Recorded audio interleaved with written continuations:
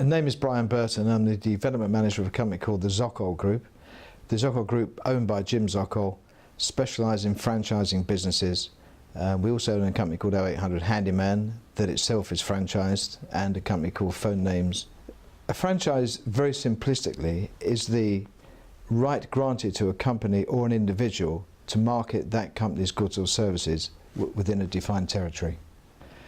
The benefits to being a franchisee are quite simply that you use somebody else's marketing skills, somebody else's brand to set up your own business. The benefit of being a franchisor is that you can expand far, far faster using somebody else's money. It's very often said that a franchisee is on his own, but not on his own. The prospect of an individual starting his own business, particularly in today's climate, is fairly grim.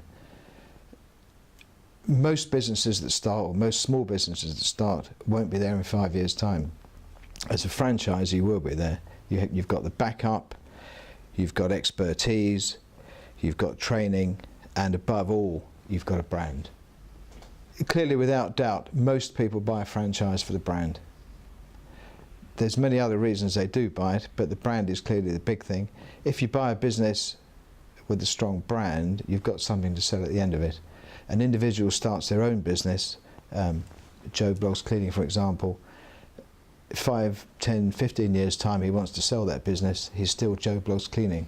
The only people who know him are the people in the territory where he works, or in his own catchment area. If he buys a franchise, if that franchise has got 50, 60, 100 franchisees, that's probably a nationally known brand, and there's a queue of people queuing up to buy one of those businesses. With your own business, you can go and do what you want. There's absolutely no doubt about that. You might be very, very good, you might be very, very bad, you might succeed, you might fail. Within the franchise, clearly, when you start the franchise, there's a lot of training involved. The training really is about two things. It's about the concept of the business, and it's about marketing the business. With your own business, you start your own business up, you've got nobody to go for help, you've got no information, you've got no information being thrown at you, you've got no training courses, you have nothing like that at all. With a franchise, there's a backup there, field management, technical management.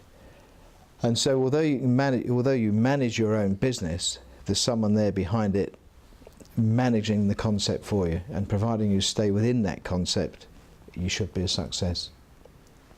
There's mainly 4 key areas we look at when somebody comes to us. Firstly, the directors or the owners of that business must be knowledgeable about the business, and we'll come to that later perhaps.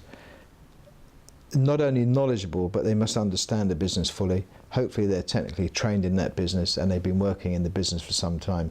For example, an aspect came to us, it was pretty obvious that Nick Bisley and Will Davis had not only spent a lot of time in the business, fully understood the business and understood what the business was about. Secondly, we look at the profitability of the business. If a business isn't profitable, there's no way it can be franchised, and we can go further down the line there. It must have a cash flow, and it must have enough margin for a franchisee to make. Thirdly, the owners of the business or the directors of the business must be 100% committed into the franchising, to be in franchising. If, for example, there's 5 directors of a company, 3 want to franchise and 2 don't, that's really not a good idea. What happens there, and it has happened many, many times, a company franchises, 3 directors are fully behind it, 2 directors don't really want to do it, and it's the franchisees that suffer. So everybody has to be committed. And the 4th thing, possibly the most important, is that that business has to be replicated. When I say replicated, not just the same thing in another part of the country, but it has to be profitable in another part of the country as well. A good example would be somebody who was selling flags outside Windsor Castle, selling Union Jacks, for example, outside Windsor Castle. You could replicate that outside Buckingham Palace and say, yeah, it's a great pilot scheme and it works, but you couldn't do it in the middle of perhaps Hull or Manchester.